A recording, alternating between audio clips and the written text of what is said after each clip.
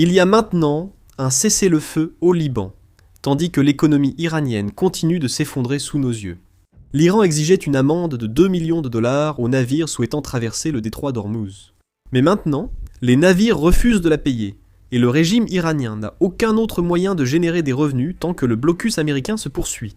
La situation économique devient tellement mauvaise à l'intérieur du pays qu'une guerre civile se prépare au sommet du pouvoir. Entrons dans le vif du sujet avec le cessez-le-feu au Liban. Voici la déclaration publiée ce matin par le président Trump. Je viens d'avoir une excellente conversation avec le très respecté président du Liban et le premier ministre d'Israël. Ces deux dirigeants ont convenu que, pour parvenir à la paix entre leurs pays, ils entameront officiellement un cessez-le-feu de 10 jours à 17h heure de l'Est. Mardi, ces deux pays se sont rencontrés pour la première fois en 34 ans ici à Washington, D.C. J'ai chargé le vice-président J.D. Vance et le secrétaire d'État Rubio, ainsi que le chef d'état-major interarmé, Raising Cane, de travailler avec Israël et le Liban pour parvenir à une paix durable.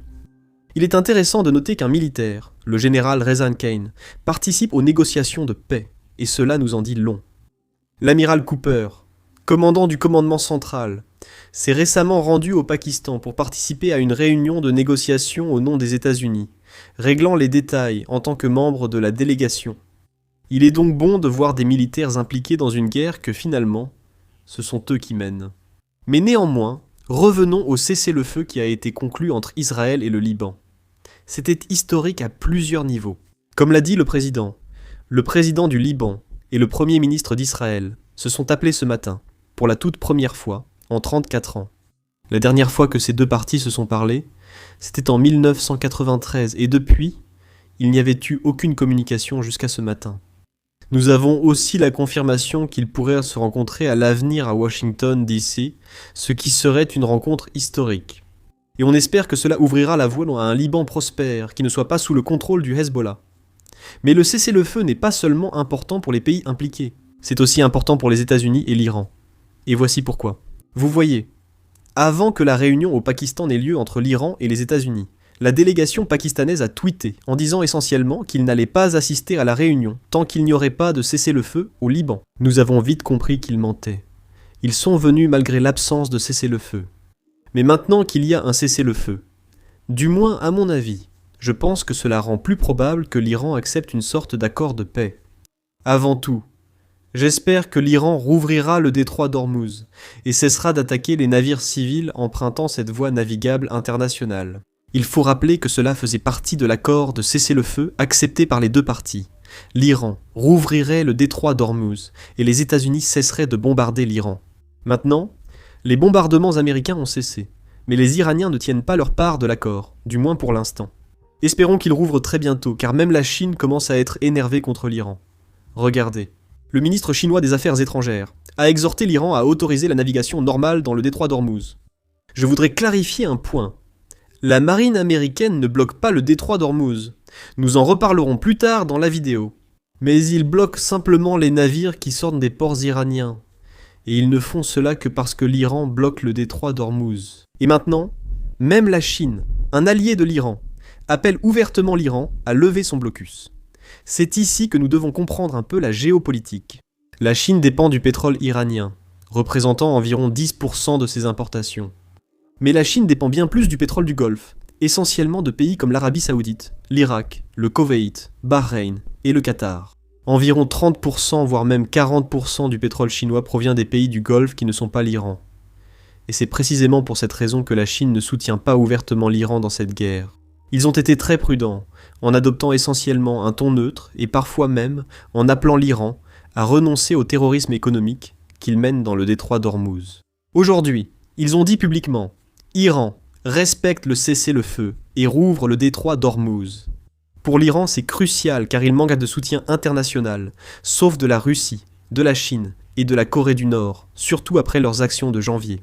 Donc, si la Chine commence lentement à abandonner l'Iran, le régime n'a plus beaucoup d'espoir. Maintenant, la bonne nouvelle dans tout cela, c'est que cela rend en fait plus probable qu'il y ait un accord de paix avec l'Iran. Parce que vous savez, les alliés s'en vont un par un. Et c'est quelque chose que Trump a laissé entendre lors d'une conférence de presse qu'il a donnée ce matin. Écoutez bien. Envisagez-vous de prolonger le cessez-le-feu avec l'Iran ? Avec qui? Avec l'Iran. Tout va très bien, je vous l'assure.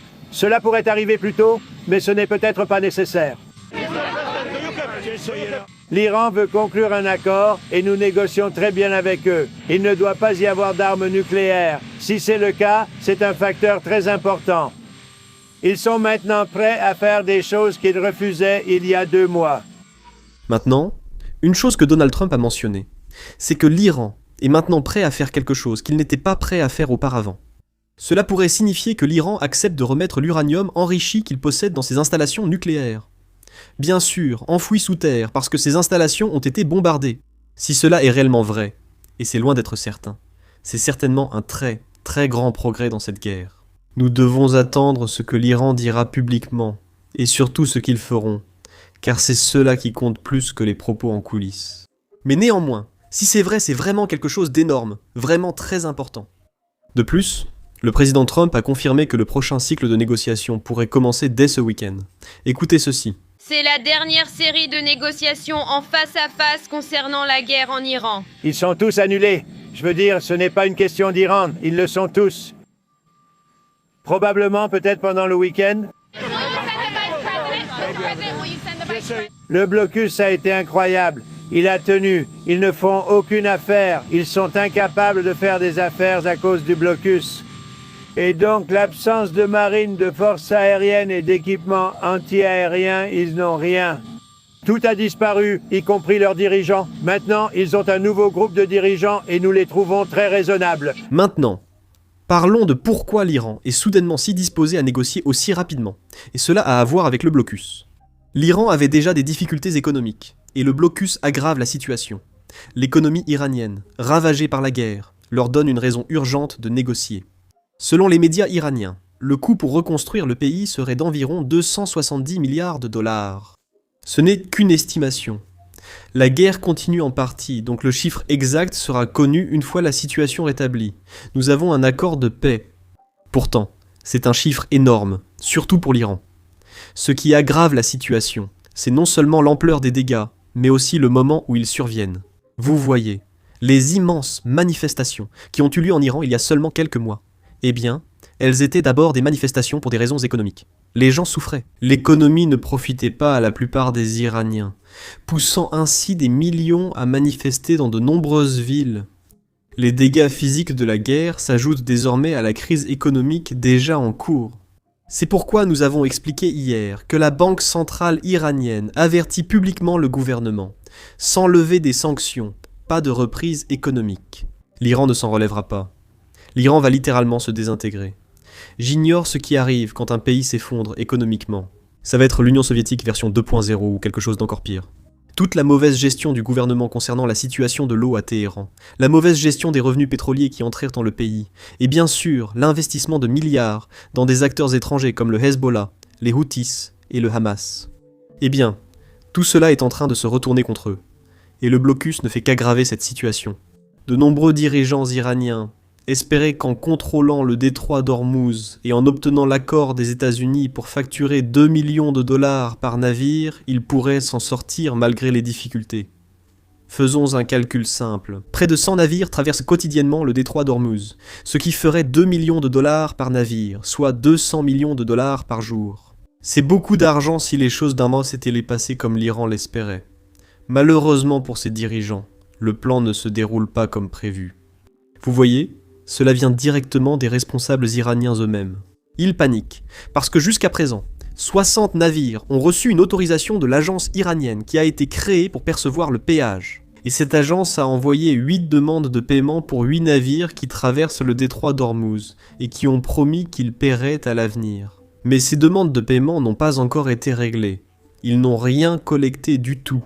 Et cela a suscité des inquiétudes au plus haut niveau de la direction iranienne. Il parle maintenant de remplacer la personne responsable et de transférer la supervision de cette agence au président iranien. Vous vous demandez peut-être comment l'Iran a laissé passer ses navires sans paiement préalable. J'ai l'impression que c'est la base du commerce. On apprend ça au lycée. Mais il faut voir ça du point de vue iranien. Beaucoup de ces navires, qui acceptent de payer plus tard, sont des navires chinois. La Chine fournit des armes et surtout un soutien économique à l'économie iranienne. L'Iran n'a tout simplement pas le pouvoir, ni la volonté diplomatique de tirer sur un navire chinois. Si l'Iran faisait cela, il deviendrait le pays le plus isolé du monde, en énervant à la fois l'Occident et l'Orient. C'est pour cela qu'ils ne l'ont jamais fait. Ils espéraient que les navires pètent après. Mais l'argent motive les gens. Personne ne veut verser 2 millions de dollars juste parce que l'Iran prétend contrôler une voie maritime internationale. Les navires refusent donc de payer. Ce n'est pas une bonne nouvelle pour l'Iran. Mais concentrons-nous sur les négociations. Ce matin, lors de la conférence de presse évoquée, le président Trump a dit être prêt à aller à Islamabad pour conclure un accord avec l'Iran. Si nous recevons la confirmation qu'il se rend effectivement au Pakistan, je pense que nous pouvons supposer en toute sécurité qu'il y a un accord qui est globalement accepté sur le principe. Il ne reste plus qu'à signer, car le président des États-Unis ne va pas traverser le monde s'il reste encore des négociations à mener. Mais néanmoins, ce message que Trump a publié aujourd'hui signifie simplement qu'il est ouvert à cette possibilité. Cela ne veut pas dire qu'il va le faire ce week-end. Il est donc peu probable que nous assistions à un quelconque accord ce week-end. Mais j'espère que des messages comme celui-ci signifient qu'un accord est proche. Excellente question. Pendant que les Iraniens débattent, les Américains se préparent et des milliers de soldats supplémentaires arrivent dans la région. Chaque jour, des avions de transport et des ravitailleurs atterrissent au Moyen-Orient. Cela indique que le président Trump a plusieurs options sur la table.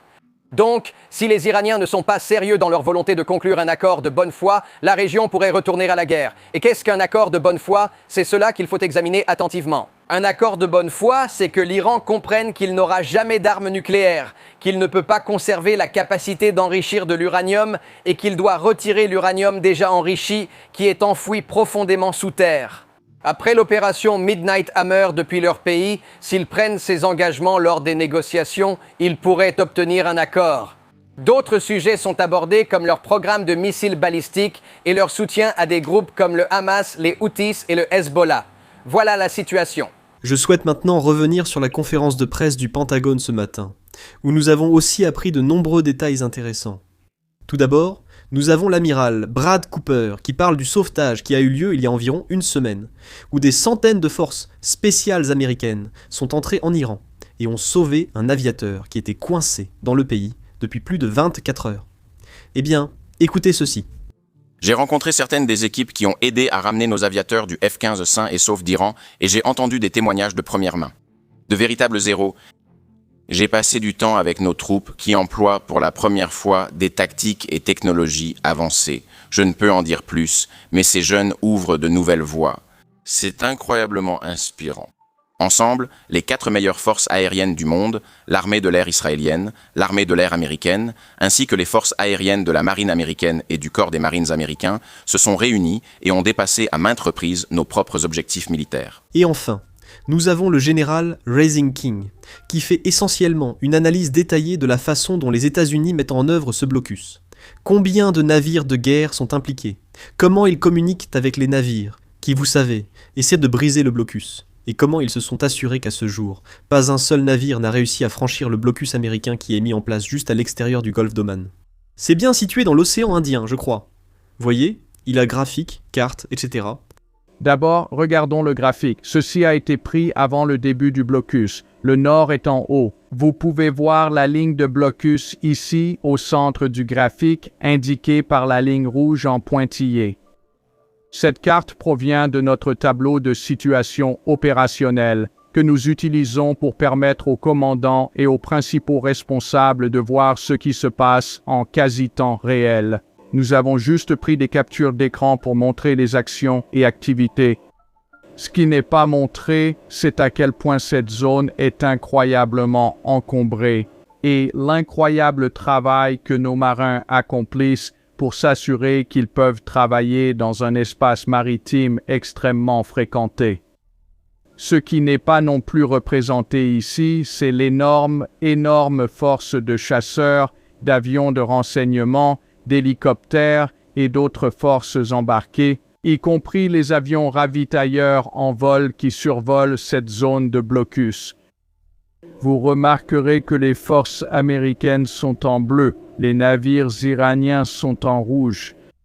Et lorsque nous avons commencé ce blocus, il y avait 7 navires d'intérêt qui préoccupaient le commandement central américain grâce à divers outils de renseignement et avec l'aide du Bureau du renseignement naval et d'autres agences de renseignement, la force a commencé à rechercher d'éventuels navires à intercepter à 10 heures normale de l'Est. Diapositive suivante, s'il vous plaît.